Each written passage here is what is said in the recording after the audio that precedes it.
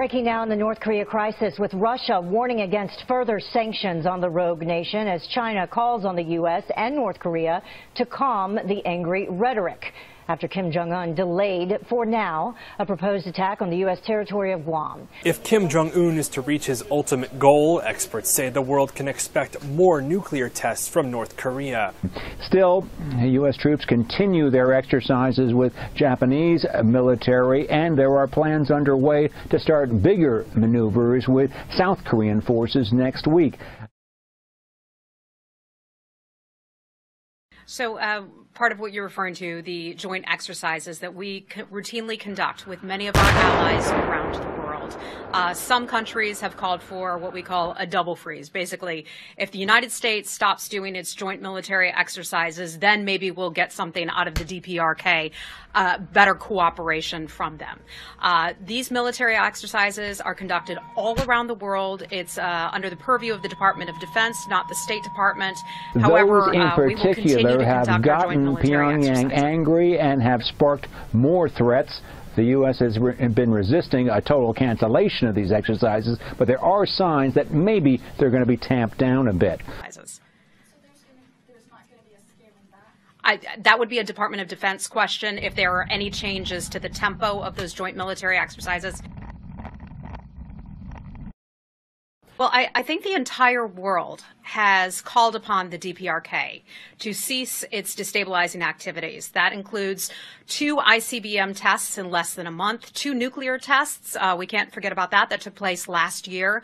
So the United States, of course, talking with members of the UN Security Council. They had the unanimous vote about a week and a half ago.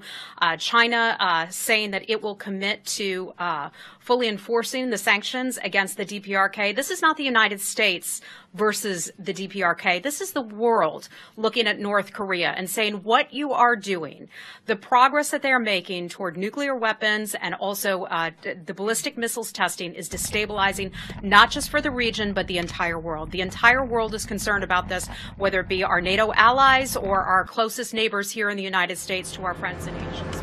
Pyongyang's weapons program is developing rapidly, but experts say it's a long way off from a critical milestone: perfecting a nuclear warhead small enough to fit on the tip of a rocket, fly over vast distances, and survive re-entry without burning up. North Korea claims it can target any part of the U.S. with a nuke, but experts say that couldn't happen with a conventional warhead, as Reuters' Christine Kim explains. Experts believe North Korea has secured some technology to make its warhead small, but it's not quite there yet, so more testing is needed. Basically, in order for missiles to fly a long distance, anything attached to those missiles would have to be lightweight to ensure the missiles will fly for longer and farther. That need for a lightweight nuclear payload has some thinking that Kim's scientists could be working on a hydrogen bomb, which weapons experts say would take several more nuclear tests to perfect. According to U.S. sources, evidence points to there not being an imminent threat of another North Korean nuclear test, although South Korean experts see it as inevitable, because as they put it, it's the only way for the North to ensure the survival of the Kim regime. Chairman of the Joint Chiefs of Staff, General Joe Dunford, continues his meetings with counterparts in China before he travels on to U.S. ally Japan. They have agreed to increase operational communications between China and the United States, especially as it relates to North Korea. Now, China is seen as a key player in getting Kim Jong-un to rein in his bad missile and nuclear programs. It's thought that Beijing's moves to cut North Korean imports, as well as some very muscular talk from the White House, has pushed the regime to back off on those threats against the U.S. territory Pacific island of Guam.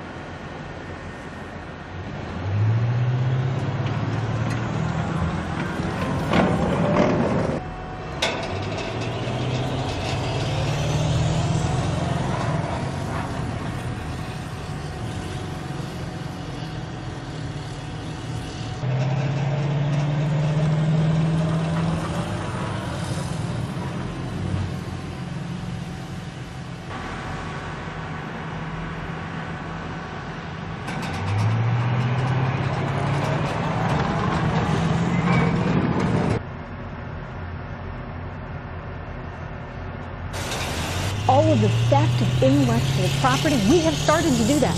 We sanctioned one Chinese bank. We saw the president just recently say, look, enough is enough on the intellectual property. Is it that's actually going to start to spark enough fear in China so that we can deal with North Korea? Trish, those are small things. At this point in time, it's not going to be onesies and twosies. With a program led by the Secretary of State, an across-the-government effort to develop a comprehensive and in-depth set of sanctions needs to be put together across the government, so that when we're ready in about 30 to 60 days, we go to China and say, you want to know something? The time for incremental measures is over. The opportunity for getting this under control is now your responsibility.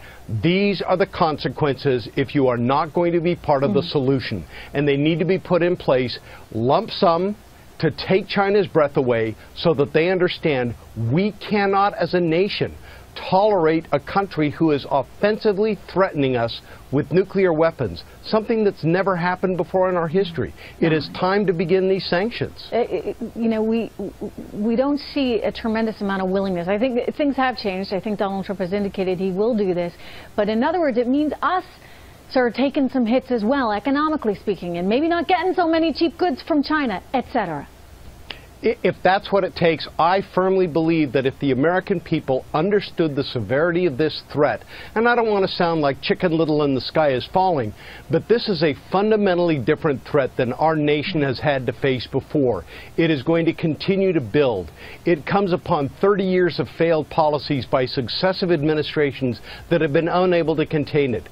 President Trump is now going to have to deal with it, and he's going to deal with it comprehensively and decisively. Wow. The ramifications of not doing that are just too severe. Well, we've already started to see some change, so let's hope that all lasts. So good to see you. Thank you for being here, sir.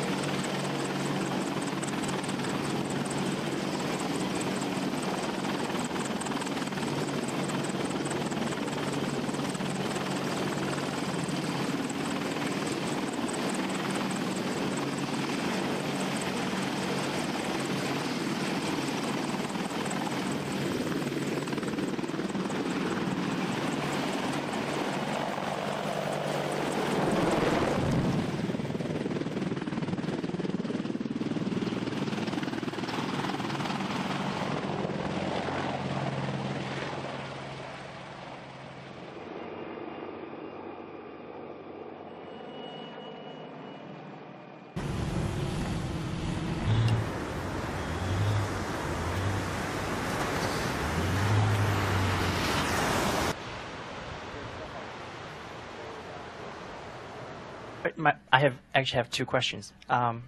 Last weekend, the former director of National Intelligence, James Clapper, he told CNN that, and I quote, he doesn't think a denuclearized DPRK is in the cards. And I quote, he said, he thinks our process ought to be on accepting it and trying to cap it or control it. What is your comment on that? Well, let me first mention this, that he's the former, no longer serving the U.S. government in that kind of capacity. Secretary Tillerson, along with his administration, have been clear that we will not accept a nuclearized North Korea. There's no one who knows those threats better than the neighbors of North Korea. The United States shares the concerns that our Japanese and that our South Korean allies all face, okay, the security threat of North Korea. We do not believe that there is a place for a nuclearized North Korea. And I don't think there's anyone in the U.S. government or anyone in the world who would like to see the DPRK go forward with its threats to do anything to U.S. territories or any other nation or ally of ours. So we are certainly on the same page. No one wants what the DPRK has threatened.